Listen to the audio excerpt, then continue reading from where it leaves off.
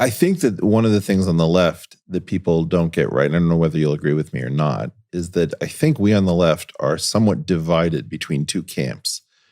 One camp is quite open about wanting to end oppression, and the other camp is cryptic about wanting to reverse it. In other words, you've oppressed for long enough. It is your turn to be oppressed by us, and we are actually envious of oppression. And there is something of a civil war. I mean, I would say this is the way in which the IDW's left wing or left flank is misunderstood, which is that almost none of the left wing members of the IDW are interested in oppressing anybody. So there can be no payback period that sounds like fun to us. And one of the things I hadn't understood until it was said to me quite starkly, progress is messy and you got to break a few eggs to make an omelet. There is this just tolerance bordering on excitement about the opportunity to stick it to those who have stuck it to you from your perspective, that this is an aspect of justice, whereas the cessation of oppression is interesting to another part of that group. Yeah, it's much less, although the disturbing thing is that it's, of course, much less exciting and much less energizing. So I often think if you listen to political speech, right, the applause lines are always the ones we are going to go after the other side. Yeah. We're going to go after the bad people. We're going to stop them. And if you try to construct a political speech in which it was we're going to unite people, we're going to get everybody onto this goal, and there were no bad people, it's almost impossible to have a speech that has any energy at all. Well, so it's let me take issue with that slightly. My excitement, I agree. As a political speech. I understood exactly what you said. So I don't think I'm going to mischaracterize it. I think that the problem is the reason I pour energy into trying to stop the political correctness and the rules about what can be said mostly has to do with the fact that I'm incredibly excited, except I'm excited about something non-political. Like if what I'm excited about is pursuing technological progress, scientific progress, more people being able to form families, et cetera, that's where the excitement is. It's not coming from the politics. It's coming from what the politics facilitates. And so I think that the problem with these speeches is if you don't believe that there's something that we're keeping this space clean for, we might as well riot or something, because at least that's exciting and that's got some energy behind it. And then it's my team versus your team. But I think that what both you and I have been focused, I mean, look, at some level, anybody as focused on technology as you are is a progressive in the sense of caring about what is actually progress. And I think that the danger comes from when politics becomes your entertainment. And you read very correctly, and I learned this from you, that when you look at a bunch of candidates debating on a crowded stage, look at where the energy is. And the energy is something that is not, in my opinion, a good indicator. It's not a good proximate for the ultimate that I care about. Yes. Look, I'd like it to be just the way you describe. Yep. I just want to. No, I understand. It often is not. And so, yes, scientific, technological progress, right, in a way can, the hope is it can lead towards a more cornucopian world in which there's less Malthusian struggle, less violence, and then at the very same time, an honest account of the history of these things is that a lot of it was used to develop more advanced weapons. It was in the pursuit of violence, and one sort of account of the tech stagnation, the scientific tech stagnation, is that the breakthrough thing was the atom bomb, and then and then you built the rockets to deliver the bombs more quickly, and by 1970 we had enough bombs and rockets to destroy the world 10 or 20 times over or whatever, and the whole thing made no more sense. And so if one of the big drivers of scientific and technological progress was actually just the sort of military dimension, when that became absurd, did the whole thing slow down to the space age? And not in 1972 when Apollo left the moon, but was the key moment in 1975 when you had the Apollo-Soyuz docking. And like, if we're just going to be friends with the Russians, does it really make sense for people to be working 80 hours, 100 hours a week around the clock?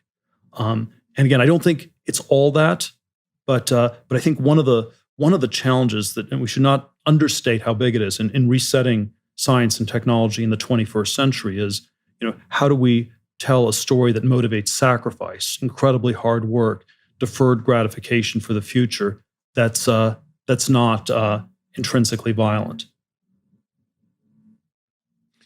Yeah, and it was combined with that in all these powerful ways. Well, so when I think about the way in which the nation, let's say, came around, because I think this is one of the reasons, if you sort of take people, a lot of people deny that there's a tech science stagnation going on. Sure. But then, one of the other things one hears is, well, maybe it's not progressing as fast, but do we really want it to progress as fast? And isn't it dangerous? And isn't it, we're just going to build the AI that's going to kill everybody, or it'll be, biological weapons, or it's going to be, runaway nanotechnology, or, I don't think we should, dismiss those fears, completely. They're not completely unfounded. Well, the fear is that it's going to make these things cheap and easy. Whereas right now, you still need a state to do a lot of this work. I mean, Elon Musk is one of the first private individuals with a space program. Yeah, that's a version of it. But I think in general, it's just that somehow you will lose control over the violence. You think you can control it. Maybe it's a large state. Maybe it's autonomous AI weapons, which in theory are controlled by a state, but in practice not quite. And so there's sort of all these scenarios where the stuff can spiral out of control. I'm more scared of the one where nothing happens. Right. So I'm more scared of like the stagnation world. I feel ultimately goes straight to apocalypse. So I'm much more scared of that.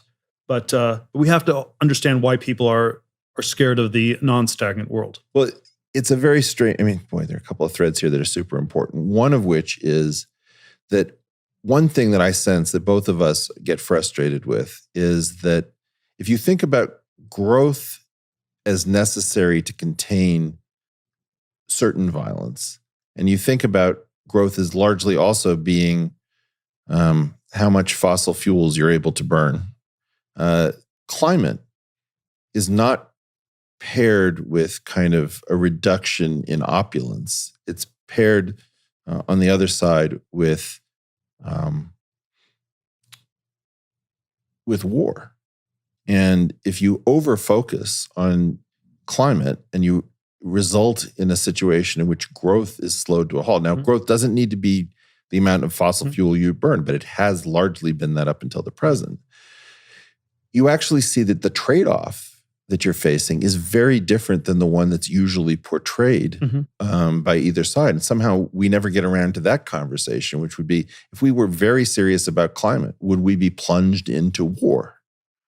Yeah, obviously you can't have an economy without an environment, but it may also be the case that you can't have an environment without an economy. Right. And then if both of those statements are true, maybe the set of solutions, the set of best solutions looks really different than if you just focus on one and not the other. Well, this is why it's so important for me to have environments in which people who don't agree on things but agree on what constitutes a conversation can sit down with an idea that nobody's going to leave the table so with their reputation in tatters to the extent that they can't find a job on Monday to support themselves, is that you have to actually weigh both of these things simultaneously. And the great danger is people trying to solve either problem in isolation.